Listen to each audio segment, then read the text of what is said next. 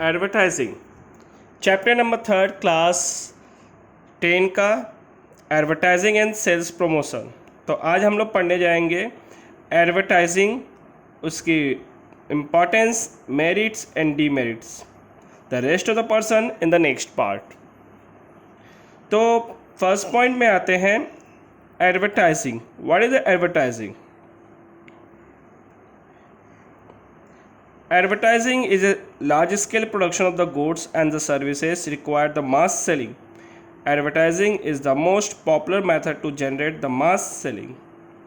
ये एक ऐसा मेथड है जहाँ पर कोई ऑर्गेनाइजेशन अपनी प्रोडक्ट और सर्विसेज को मास क्वांटिटी में सेल कर सकता है।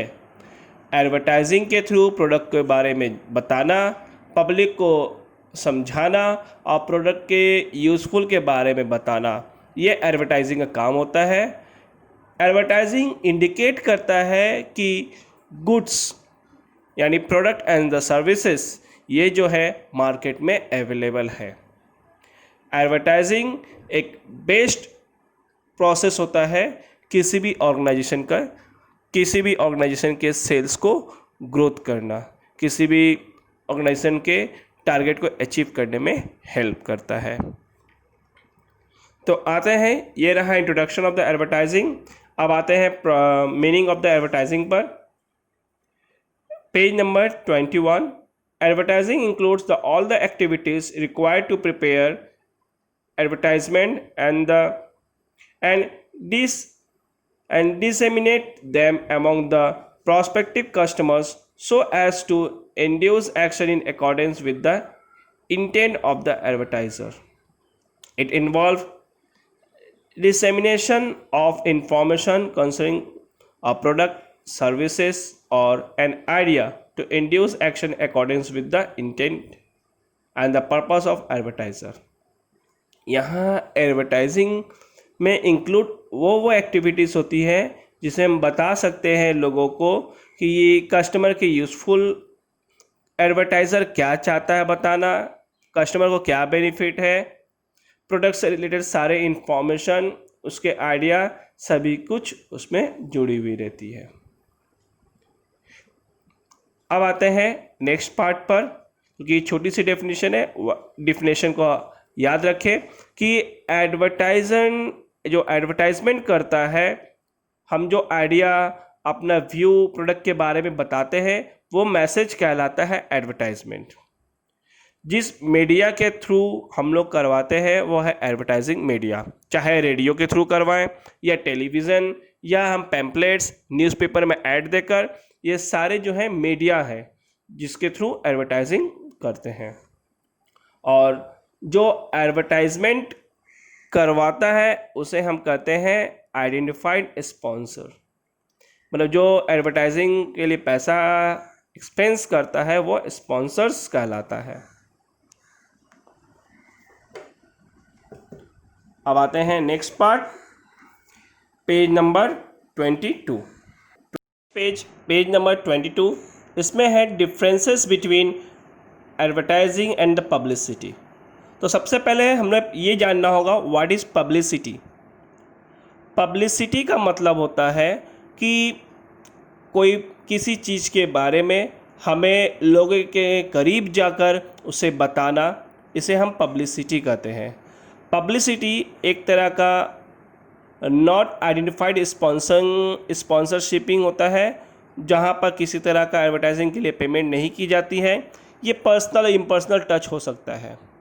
जैसे आप फिल्मों का देखे होंगे, जब एक्टर एक्ट्रेस लोगों के बीच में आकर फिल्म के बारे में बताते हैं, फिल्म को देखने के लिए लोगों से कहते हैं कि हॉल में, मूवी थिएटर्स में जाएं, अब मूवीज़ को देखें, तो वो पब्लिसिटी हुआ जहां पर अपने फिल्म्स का प्रमोशन कर रहे हैं।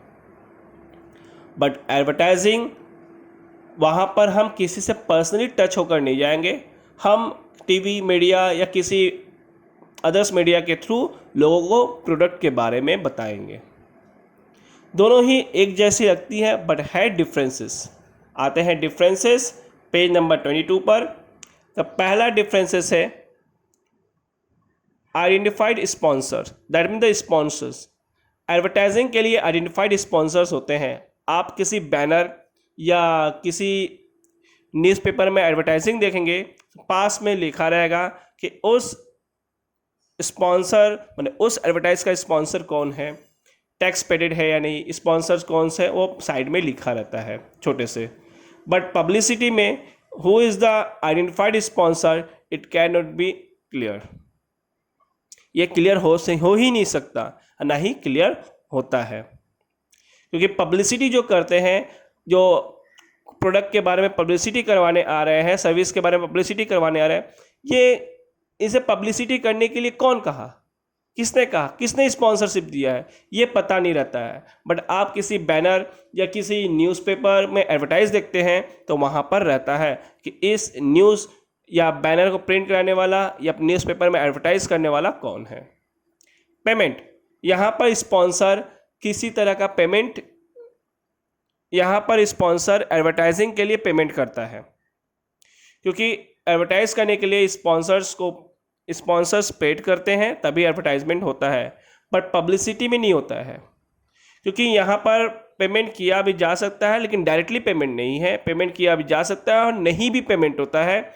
जैसे हम ही और आप कभी कभी फिल्म के बारे में अपने दोस्तों से कहते हैं कि ये फिल्म बहुत अच्छी है, ये फिल्म देखो, ये बहुत अच्छी है, इसको देखो, तो हम अपने मुंह से ही उस फिल्म की पब्लिसिटी कर रहे हैं।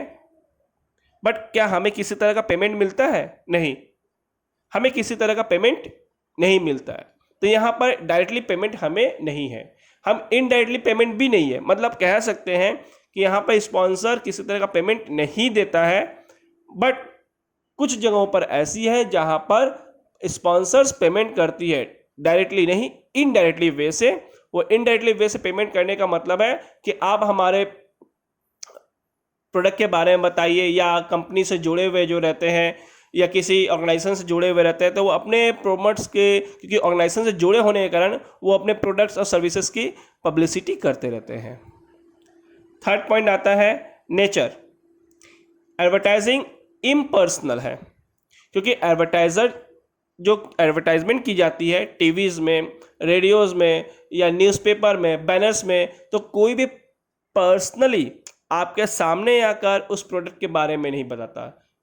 लेकिन पब्लिसिटी में लोग आपके सामने प्रेजेंट होते हैं और कहीं कहीं नहीं भी होते हैं। ये दोनों ही एस्पेक्ट पे काम करता है publicity. Control, the sponsor has direct control over the size, frequency of the message.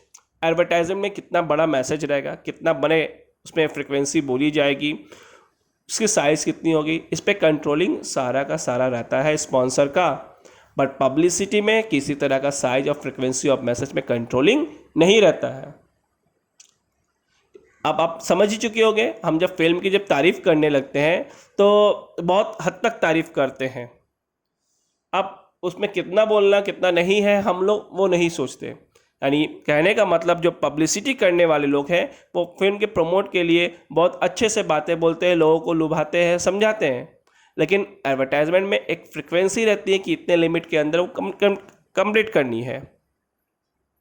आप टीवी में एडवर्टाइज देखिए, किसी भी प्रोडक्ट के बारे में बताई जाती है तो एक पार्टिकुलर टाइम के अंदर के भी वो बनी हुई रहती है, उस पार्टिकुलर टाइम के अंदर एडवर्टाइज होता है और ओवर हो जाती है। बट पब्लिसिटी ऐसा नहीं होता।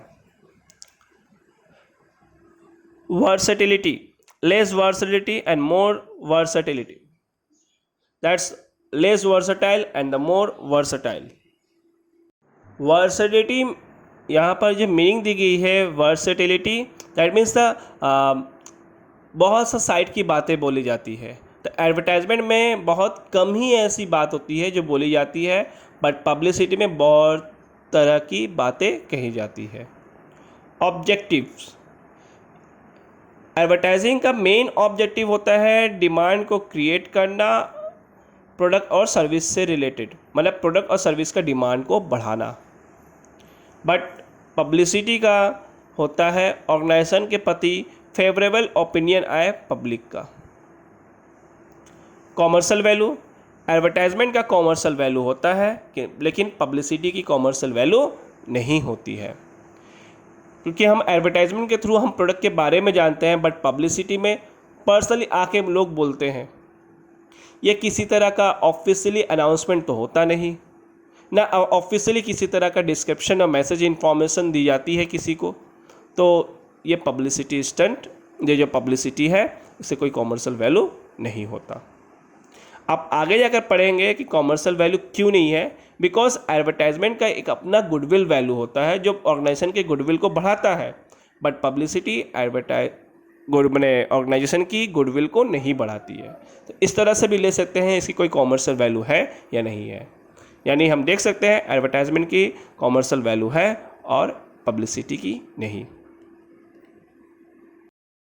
From page number 2, advertising and publicity. The first difference is sponsors. It's done by an identified sponsor. Identified sponsor का मतलब होता है जो एडवर्टाइजिंग के लिए स्पॉन्सिंग करते हैं, पैसा पेड करते हैं।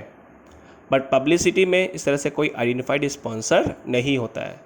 आप चाहे तो देख सकते हैं किसी तरह बैनर या किसी न्यूज़पेपर में देखिए एडवर्टाइजमेंट होगा तो वहाँ पर लिखा रहेगा एडवर्टाइजमेंट कौन कर रहा है। बट पब्लिसिटी में ऐसा नहीं होता।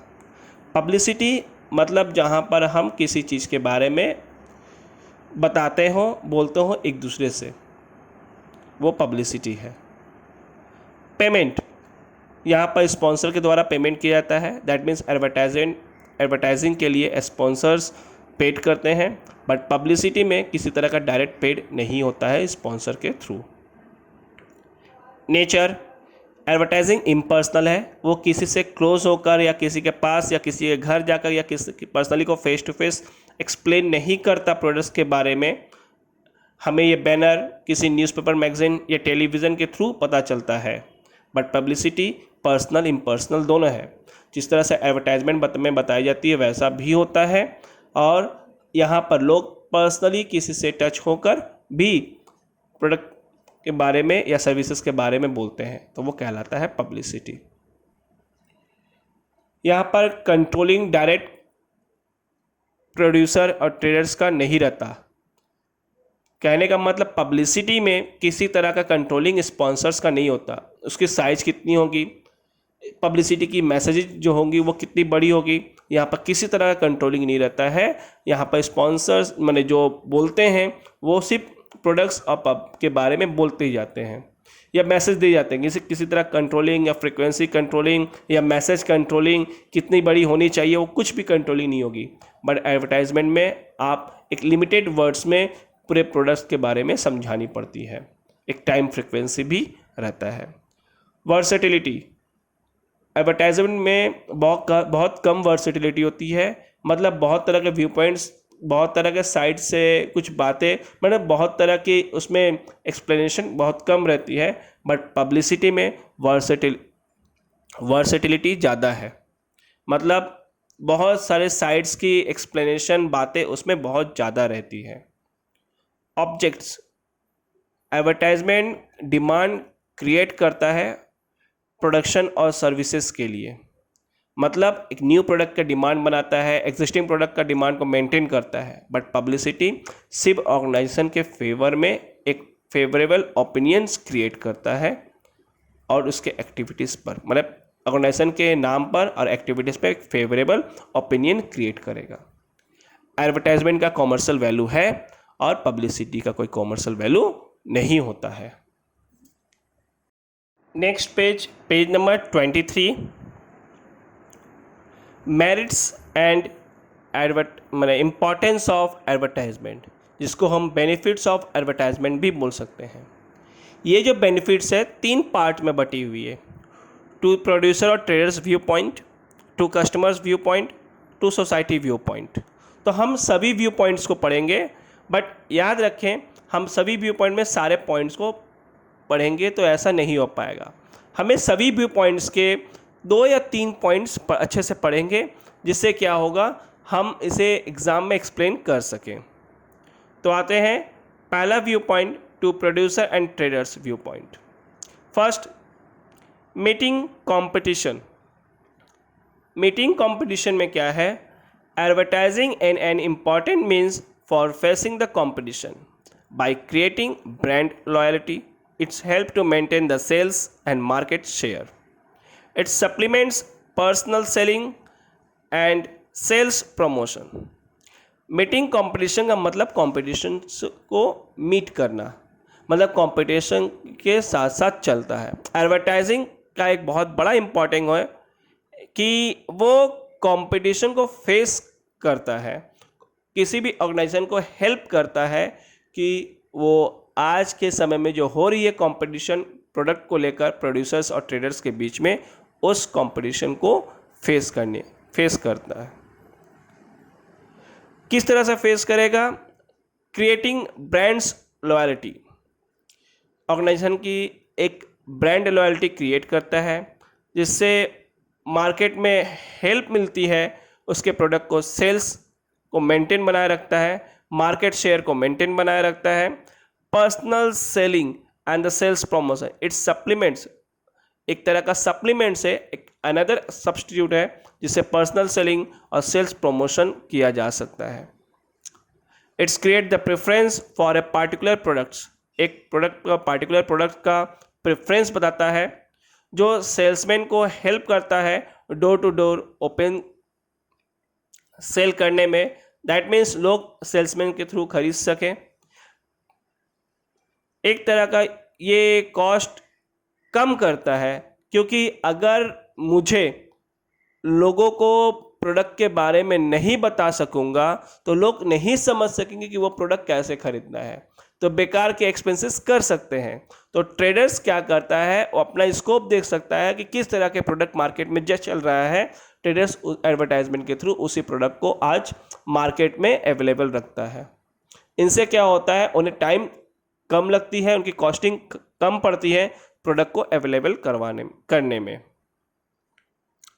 डिमांड को मेंटेन करता है और advertise dealer prefer to handle well advertise product, मतलब कि जो प्रोडक्ट की एडवर्टाइज हो रही है उस प्रोडक्ट को डील करने में डीलर को बहुत हेल्प मिलता है, किसी तरह का तकलीफ नहीं होती है।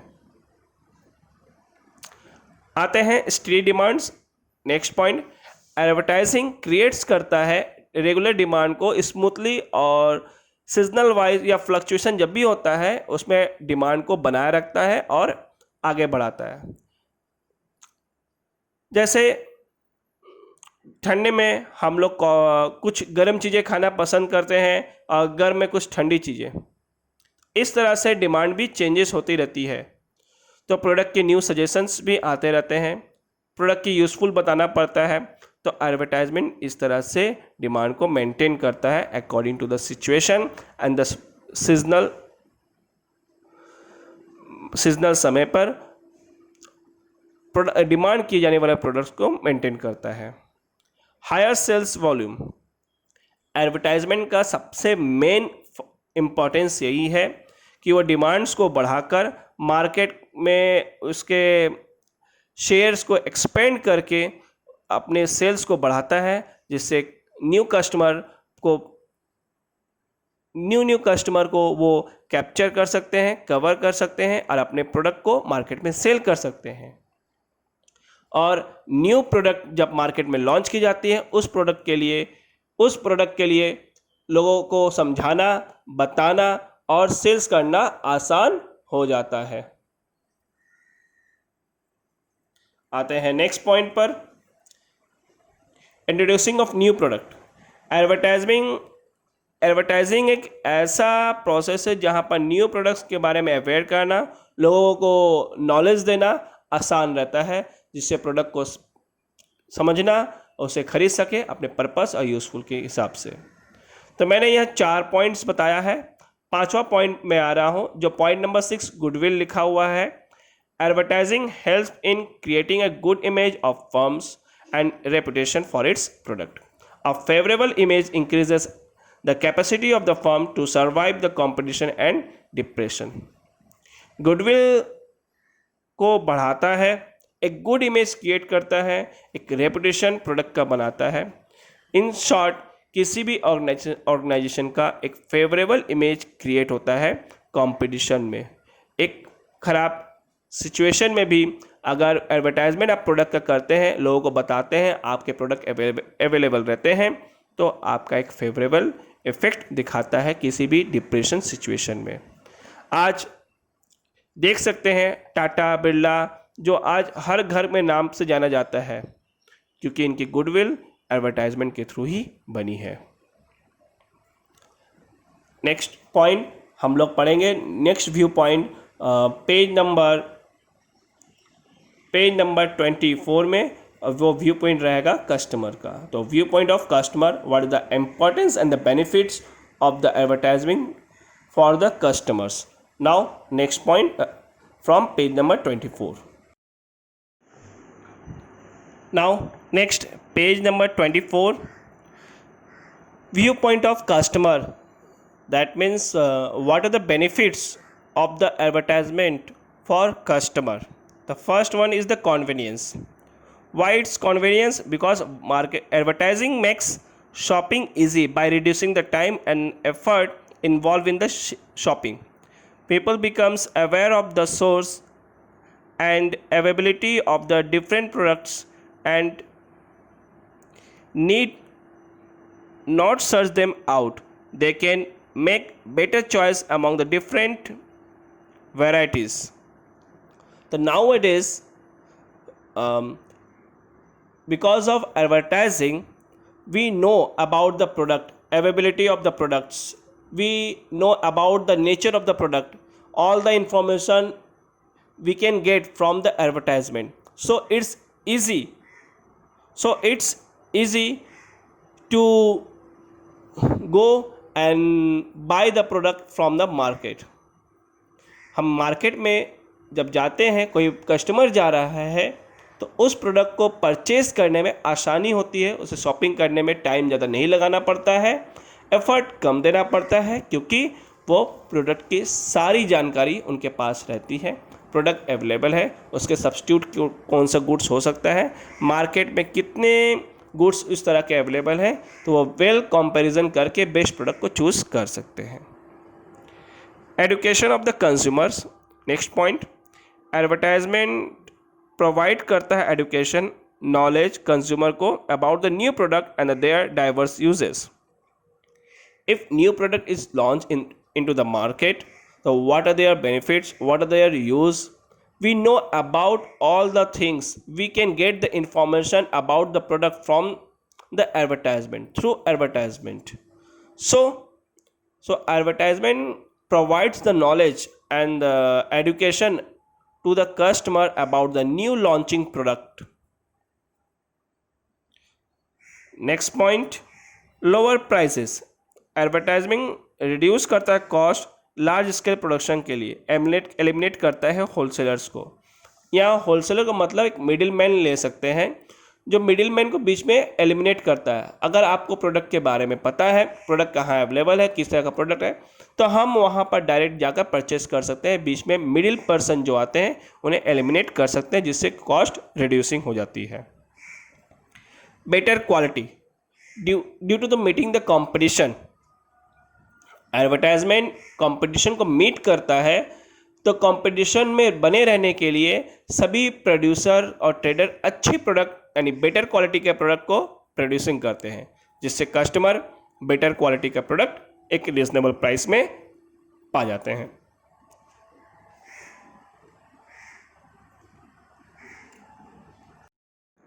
From the page number 24, view point of the society के व्यू पॉइंट से बोल रहा हूँ। Employment and generation, advertisement provide करता है direct employment to the large number of the people engage in the designing, writing, issuing the advertisement.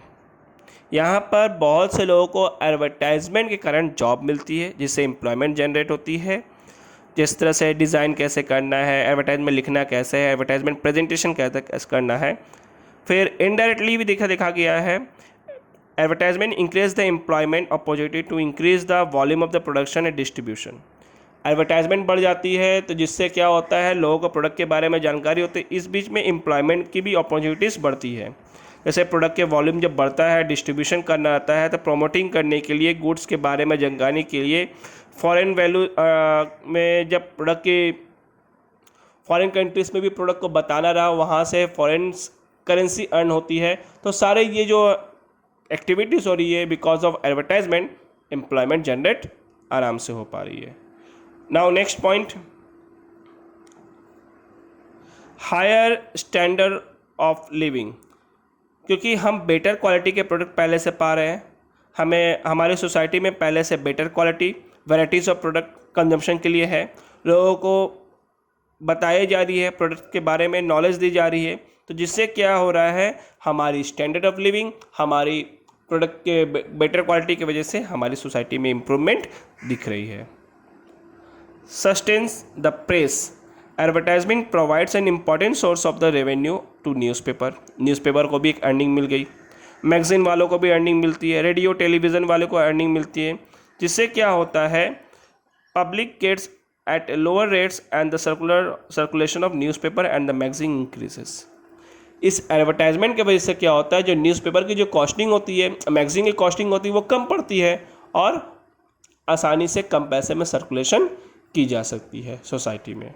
तो advertisement की ये भी एक बेनिफिट है। Next page number 25, demerits of advertising.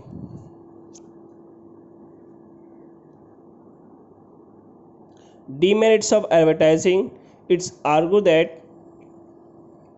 large amount of spend on advertisement increase the cost of distribution, which is transferred to customer in the form of higher price.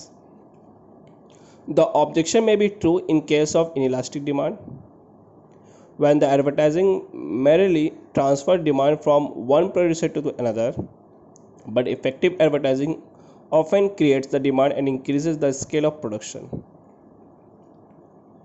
आते हैं point पर। यहाँ पर बताना चाह रहा है कि एडवर्टाइजमेंट के कारण कॉस्ट ऑफ डिस्ट्रीब्यूशन बढ़ जाती है, जिसके कारण कस्टमर के पास जब गुड्स पहुँचती है तो उसमें उसे हायर प्राइस पे करना पड़ता है। The objection may be true in case of inelastic demand. Inelastic demand का मतलब होता है जहाँ पर प्राइस के ज़्यादा चेंजेस होने पर क्वांटिटी में कोई ज़्यादा चेंजेस नहीं होता। अगर इनइलास्टिक डिमांड रहा तो advertisement merely transfer demand from one producer to another, वहाँ पर एक प्रोड्यूसर से दूसरे प्रोड्यूसर की तरफ एडवर्टाइजमेंट ट्रांसफ़र हो, तो जो डिमांड है वो ट्रांसफ़र हो जाएगा। Effective advertising often the creates the demand and increase the scale of production, जो स्केल ऑफ प्रोडक्शन को बढ़ा देता है और डिमांड को क्रिएट करता है। इन शॉर्ट, जब प्रोड्यूसर एक रहेगा और प्रोड्यूसिंग करेगा गुड्स को एडवर्टाइजमेंट के कारण, तो उसे कॉस्ट ऑफ प्रोडक्शन बढ़ जाती है। इससे क्या होता है, कंज्यूमर को हायर प्राइस में प्रोडक्ट को परचेस करना पड़ता है। हायर प्राइस में परचेस करने के कारण कॉस्ट की दाम मैंने कॉस्ट ऑफ जो ट्रांसफरिंग है वो ज़्यादा लगती है।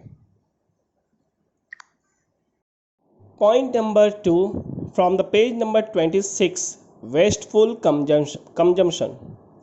एडवर्टाइजमेंट एक ऐसे प्रोडक्ट का शो कर दी जाती है जिससे लोग अननेसेसरी प्रोडक्ट पर डिमांड करने लगते हैं।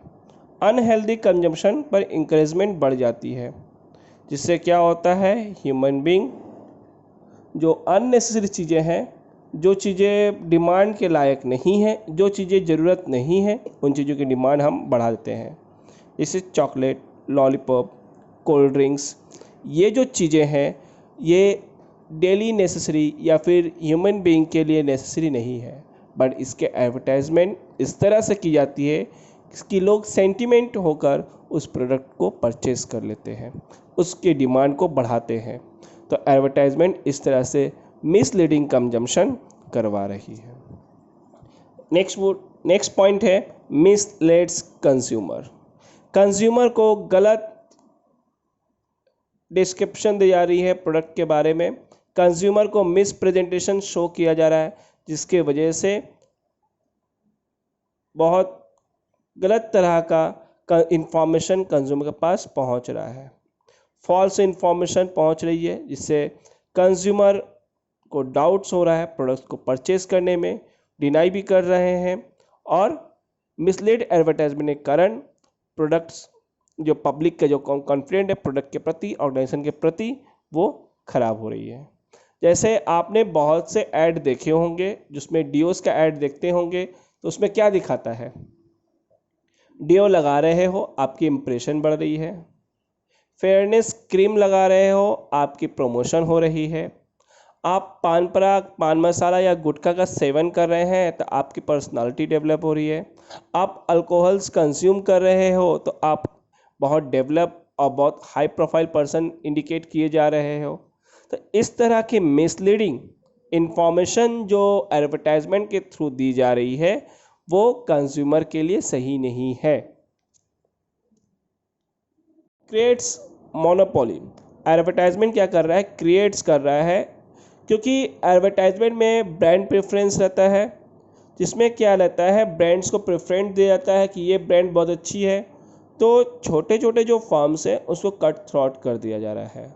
यानी कहने का मतलब है जो छोटे छोटे ब्रांड्स या छोटे छोटे बिजनेस हैं वो बड़े बड़े बिजनेस के ह्यूज एडवर्टाइजमेंट के आगे वो टिक नहीं पा रही हैं, उन्हें मार्केट से आउट होना पड़ रहा है, एग्जिस्ट करना पड़ रहा है, जिससे बड़े ब्रांड, बड़े कंपनियां, बड़ी ऑर्गेनाइजेशन मार्केट में मोनोपोली क्रिएट करती जा रही है, जो हेल्दी कंपटीशन के लिए सही नहीं है। Next point, wastage of national resources. In the order to make use of advertising, producer creates trivial differences in their products, valuable resources that can be used to create new industries. Advertisement जो producer को बहुत तरह के products के लेकर एक ऐसे differences ला दे रही है कि वो एक नेशनल रिसोर्सेज के वेस्टेज के रूप में काउंट किया जा रहा है। जैसे आप देखिए कि जो वैल्यूएबल रिसोर्सेज होती हैं उसका यूज़ करना, एक नए इंडस्ट्री का बनाना, जो प्रोडक्शन के लिए एक वेस्टेज है, जो नीडलेस वैरायटी और डिज़ाइन क्रिएट किए जा रही है। मतलब एडवर्टाइजमेंट जो है एक ऐसी इंडस्ट्रीज़ का क्रिएट कर रही है जो यूजलेस इंडस्ट्रीज़ है, जो हमारे वैल्यूएबल रिसोर्सेज का कंजप्शन कर रही है, जो हमारे यहाँ के natural resources, capital, equipment, labour, energy को यूज़ कर रही है न्यू प्रोडक्ट को बनाने में, जो एक तरह का वो एक वेस्टेज है। ऐसी जो चीज़ें जो एडवर्टाइजमेंट के कारण इंडस्ट्रीज़ खुल रही हैं, उनके प्रोडक्शन जो यूज़फुल नहीं है, वो यूज़फुल चीज़ें, अननेसेसरी अननीडेड थिंग्स जो प्रोडक्शन हो रही है, जो रिसोर्सेज, कैपिटल, इक्विपमेंट यूजेस की जा रही है, उससे जो बन रही है प्रोडक्ट बन रही है, हो रही जो प्रोडक्शन और उससे जो प्रोडक्ट बन रही है वो प्रोडक्ट एक तरह का वेस्टेज है, रिसोर्सेज हमारा नष्ट किए जा रही है। आते हैं next point, undermines value. Advertisement corruption को इन्फ्लुएंस करता है, जो कल्चर और सोसाइटी पर है। That is not only the wasteful but immoral. एक मॉडर्न एडवर्टाइजमेंट जो इन्फ्लुएंस कर रहा है कल्चर को, सोसाइटी के लाइफ को, जो वेस्टफुल ही नहीं इमोरल भी है। यानी कहने का मतलब कुछ ऐसी एडवर्टाइजमेंट है जो ऑब्जेक्शनेबल है, जो सोसाइटी में सही नहीं है। जैसे ड्रिंकिंग और स्मोकिंग की जिस तरह से एडवर्टाइजमेंट दिखाई जाती थी, या अभी आप बहुत सारे एडवर्टाइजमेंट अभी हमारे इंडिया में शो नहीं की जाती है, जो एक वेस्टफुल है, सोसाइटी को एक गलत राह पे ले जा रहा है, जो ऑब्जेक्शनल है। जैसा कि मैंने एक पॉइंट्स में आपको बताया था, मिसलीड्स इंफॉर्मेशन जो मिलती है कंज्यूमर को वो एडवर्टाइजमेंट से मिलती है। ड्रिंक कर रहे हैं, स्मोक कर रहे हैं, इससे पर्सनालिटी डेवलप नहीं होती है बल्कि हेल्थ खराब होता है, सोसाइटी खराब होती है, सोसाइटी का एक बिहेवियर खराब होता है। तो इससे हम बोल सकते हैं कि सोसाइटी की जो वैल्यू है वो ख़त्म हो रही है या धीरे धीरे खराब हो रही है। Next topic page number 28, from the page number 28, meaning of advertising agent. अब हम रेस्ट ऑफ पार्ट करने जा रहे हैं। रेस्ट ऑफ पार्ट में क्या है? Meaning of advertising agent, their function, social media, definition and examples. अब इतनी ही टॉपिक बची हुई है जो हमें ओवर करनी है। तो एडवर्टाइजिंग एजेंसी क्या होती है? जो एडवर्टाइजिंग एजेंट और एजेंसी होती है वो क्या करती है? एक तरह का बिजनेस फर्म होता है। ये अलग टाइप का बिजनेस फर्म है जो एडवर्टाइज करती है प्रोडक्ट और सर्विसेज पर, जो एक नया आइडिया, एक नया थॉट से जो प्रोडक्ट को बताती है, समझाती है। इस तरह से एडवर्टाइजिंग की डिज़ाइन की जाती है जिससे प्रोडक्ट को अच्छे तरह से समझाया जा सके, प्रोडक्ट को अच्छे तरह से समझाया जा सके, बताया जा सके और प्रोडक्ट के बारे में लोगों को अच्छे से एलोबरेट कर सके, कम से कम एक्सप्लेन करके।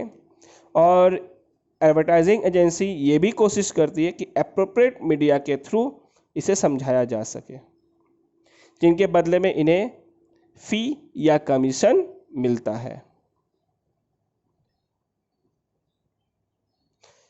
जो एडवर्टाइजिंग एजेंसी ऑपरेट करती इन हाउस, मैंने खुद एडवर्टाइजिंग खुद करती है, उसे इन हाउस एजेंसी कहते हैं। बट कुछ ही फर्म होते हैं जिसकी ओन एडवर्टाइजिंग एजेंसीज होती हैं। बाकी सभी बाकी सभी कंपनियां अपनी ओन एडवर्टाइजिंग एजेंसीज नहीं रखती है, वो आउटसाइड या इंडिपेंडेंट एडवर्टाइजिंग एजेंसीज के थ्रू काम करवाती है, जहां पर जो मुंबई, कोलकाता, दिल्ली, इन बड़े बड़े शहरों में एडवर्टाइजिंग एजेंसी है। इनका काम है मीडिया को समझना, प्रोडक्शन रिसर्च करना, फाइनेंसिंग कंट्रोलिंग करना, पब्लिक रिलेशन को बनाना। इनका एडवर्टाइजिंग एजेंसी का मेन डिपार्टमेंट होता है। अब आते हैं फंक्शन पर। Page number 29, function of advertising agency. Advertising agency का फंक्शन क्या क्या है? आप सपोज करो आप एक एडवर्टाइजिंग एजेंसी हो, तो सीधी सी बात है, किसी प्रोडक्ट की एडवर्टाइज करने के लिए आप क्या करेंगे? तो सबसे पहले बात, हमें क्रिएट्स करना होगा प्लानिंग करनी होगी कि कौन सा काम कैसे किया जाएगा, किस तरह से एडवर्टाइज को क्रिएट करके एग्जीक्यूशन की जाएगी, कोऑर्डिनेशन किस तरह से बनाई जाएगी, अकाउंटिंग प्रोसेस तो देखनी पड़ेगी, फिर मीडिया प्लानिंग होगा।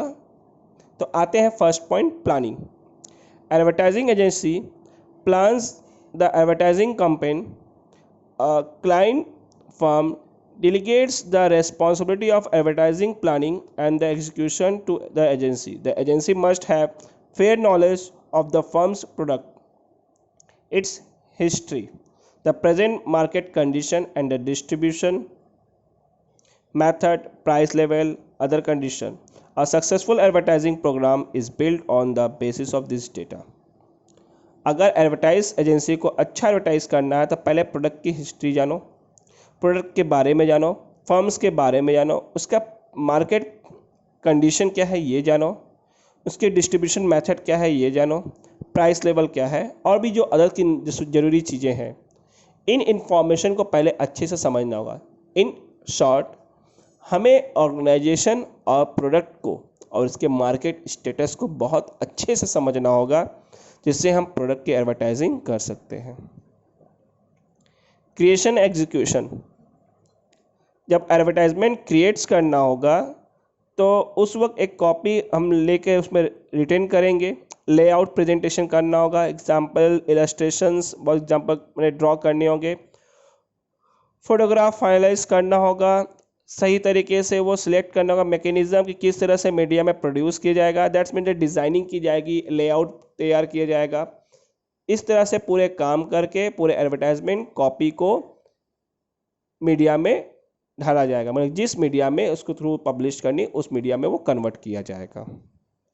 कोऑर्डिनेशन, एडवर्टाइजिंग एजेंसी कोऑर्डिनेट करेंगे सेवरल एक्टिविटीज़ के साथ, जैसे क्लाइंट के सेल्स फोर्स के साथ, डिस्ट्रीब्यूशन नेटवर्क के साथ, जिससे लॉन्ग रन सक्सेस मिल सके एडवर्टाइजिंग प्रोग्राम से। ये सेल्स प्रमोशंस, सेल्स पर्सन के साथ, डिस्ट्रीब्यूटर के साथ, रिटेलर के साथ जो आसानी हो जिससे वो मैक्सिमम सेल कर सके, आइडिया शेयर कर सके, media and copy decision are coordinate the properly to the project. यानी जो प्रोजेक्ट है उसमें वह प्रॉपरली काम किया जा सके, इम्प्लीमेंट कर सके एडवर्टाइजमेंट प्रोग्राम में या एडवर्टाइजिंग प्रोग्राम के साथ। Accounting, advertising agency maintain the proper accounts in cooperate with the clients. Advertising agency क्या करती है, अकाउंट्स को मेंटेन करती है और कॉपरेट करती है अपने क्लाइंट के साथ। एग्जीक्यूट करना है, एजेंसी उस सारे रिकॉर्ड्स को अपने पास रखती है, एडमिनिस्ट्रेशन सिस्टम के से उन सब चीज़ों को रिकॉर्ड कराती है, मेंटेन करवाती है। किसी तरह का मिसलीडिंग हो एजेंसी और एडवर्टाइजमेंट के बीच में, वो अकाउंटेंट के थ्रू ही दूर की जाती है। एट लास्ट पूरे काम के बाद वो फीस रिसीव करती है क्लाइंट से और टैक्सेस पे की जाती है, और उससे रिलेटेड अकाउंटिंग मैटर्स के लिए जो बिल्स या अदर चार्जेस जो होती हैं वो पे होती है। ये रिसीविंग होती है एडवर्टाइजिंग मीडिया और क्लाइंट के थ्रू के बीच में, इन दोनों के बीच में। Media planning, advertising agency select करेगी कौन सा सुटेबल मीडिया है जिससे क्लाइंट अपने प्रोडक्ट्स को समझा सकता है। इसका मतलब मैंने कि एडवर्टाइजिंग एजेंसी इस तरह से मैंने उस मीडिया को चूज़ करेगी जिससे क्लाइंट्स के प्रोडक्ट को अच्छे से समझा सके, लोगों को बता सके, जिससे ऑडियंस को समझ में आए, ऑडियंस ज़्यादा से ज़्यादा इस चीज़ों को समझे, एडवर्टाइजमेंट बहुत पॉपुलर हो, सर्कुलेट हो, जिससे ऑडियंस सुने और क्लाइंट की इनकम बढ़ जाए और भी अदर इंफॉर्मेशंस जो उसे एडवर्टाइजिंग से बेनिफिट मिल सकती है। Social advertising media, social advertising media एक ऐसा मतलब एडवर्टाइजिंग मीडिया है जहां पर हम लोगों से सोशल नेटवर्क के थ्रू कनेक्टेड होते हैं और लोगों को बारे में बताते हैं। जिस तरह से आइडिया, स्कीम, प्रोग्राम्स, ये सब चीज़ें हैं हम लोगों को बता रहे हैं। आप बुक के page number 30, CB Gupta writer, page number 30, उस बुक में देख सकते हैं। बेटी Bachao, Beti Padhao, blood donation, smoking is injurious to health, Swachh Bharat Abhiyan are the some example of social advertising.